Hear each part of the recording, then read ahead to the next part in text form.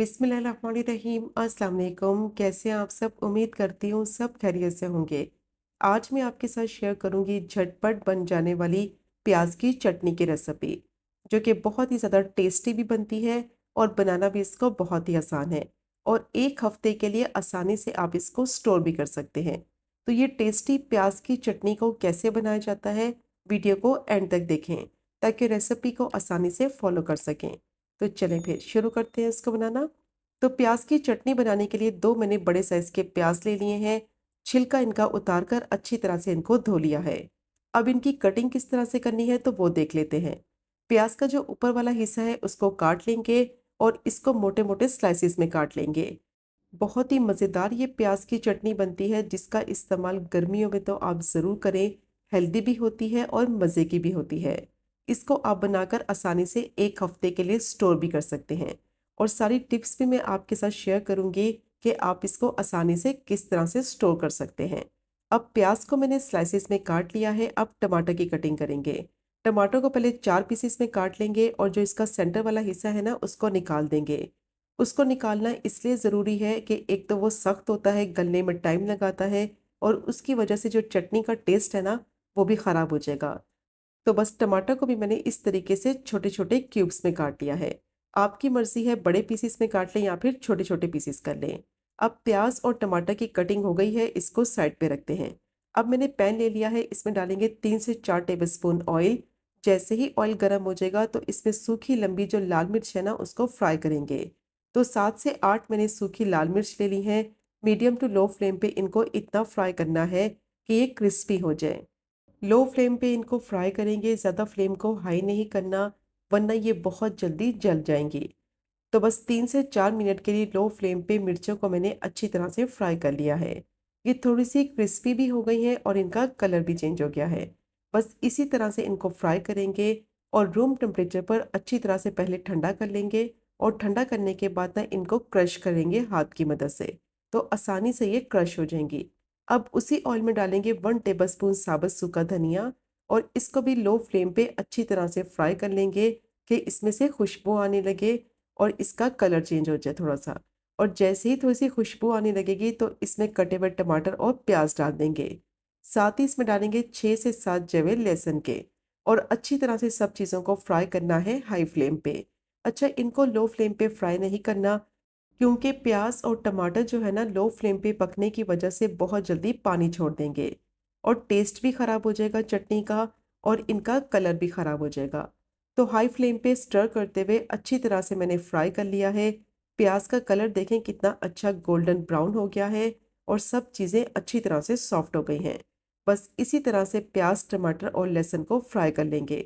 अब जैसे ही इनका थोड़ा सा कलर चेंज हो जाएगा तो इसमें डालेंगे 2 टेबलस्पून इमली का पल्प।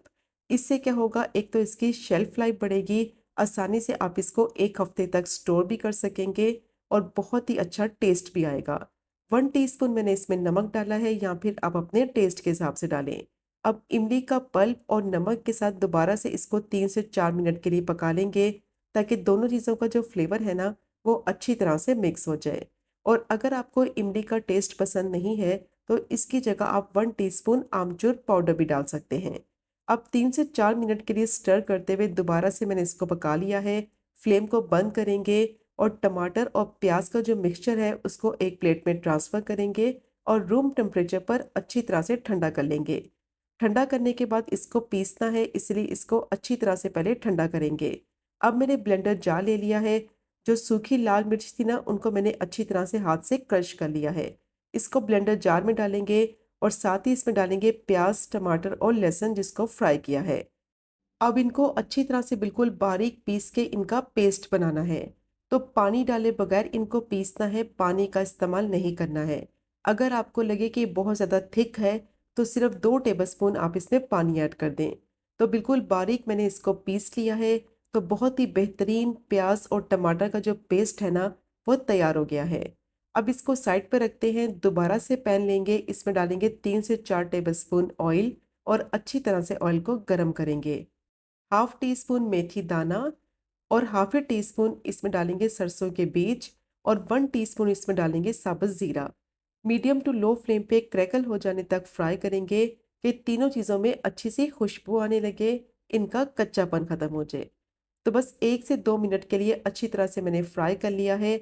अब इसमें डालेंगे 7 से 8 कड़ी पत्ता और इसको भी 2 से 3 मिनट के लिए अच्छी तरह से फ्राई करेंगे ताकि थोड़ी-सी खुशबू आने लगे और कच्चापन ख़त्म हो जाए। कड़ी पत्ता आपने ज़रूर डालना है, इससे चटनी का जो टेस्ट है ना, वो बहुत ही मज़े का आएगा। अब इसमें डालेंगे जो पेस्ट बना के रखा था टमाटर, प्याज़ और लहसुन का। मीडियम टू लो फ्लेम ही रखेंगे और अच्छी तरह से इस पेस्ट को तब तक पकाएँगे कि ऑयल इसका बिल्कुल सेपरेट हो जाए और जो पानी होगा ना पेस्ट में थोड़ा बहुत, वो सारा खुश्क हो जाए। या फिर तब तक आपने इसको पकाना है कि ये पेस्ट पैन को छोड़ने लगे और कंटिन्यूस चम्मच चलाते हुए इसको पकाना है ताकि जो पेस्ट है ना वो पैन में नीचे लगे नहीं।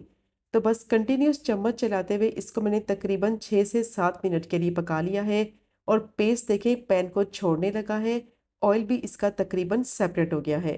बेहतरीन ये प्याज की जो चटनी है ना वो तैयार हो गई है। जैसे ही पेस्ट पैन को छोड़ने लगेगा तो चूल्हे को बंद करेंगे, इसको ज़्यादा नहीं पकाना है। अब इसको सर्व करेंगे। तो ये चेक करें आप इसकी फाइनल लुक। परफेक्ट ये प्याज की चटनी बनी है और बहुत ही ज़्यादा टेस्टी बनती है। मस्ट ट्राई कीजिएगा कि अगर आपने एक दफ़ा बना ली तो बार बार बनाना पसंद करेंगे। रेसिपी पसंद आए चैनल को ज़रूर सब्सक्राइब करें, वीडियो को लाइक करें और शेयर करें। इंशाल्लाह मिलेंगे अगले कुकिंग व्लॉग में फिर एक नए रेसिपी के साथ। तब तक मुझे अपनी ख़ास दुआ में याद रखें। अल्लाह हाफ़िज़।